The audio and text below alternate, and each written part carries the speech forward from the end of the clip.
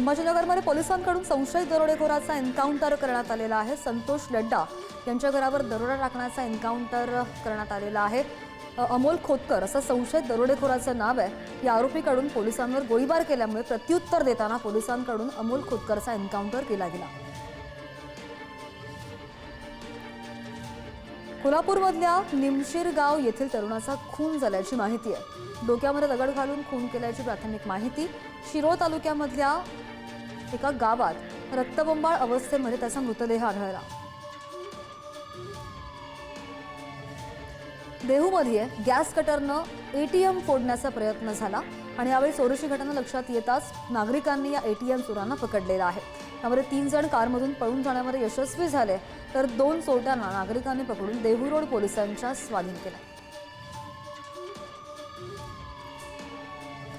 भंडाऱ्यामधील वरठी पोलिसांनी कोथुर्णा रेती घाटावर धाड टाकली आणि यावेळी 4 ट्रॅक्टर्सवर कारवाई झालेली आहे। तसंच 28,25,000चा मुद्देमाल सुद्धा जप्त झालाय।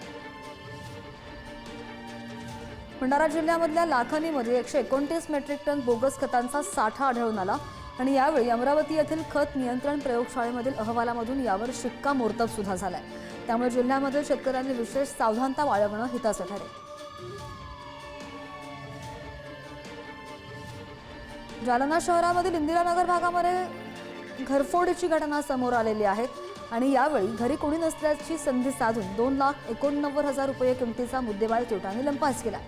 या प्रकरणी कदीम जालना पोलीस ठाण्यामध्ये गुन्हा दाखल झालेला आहे।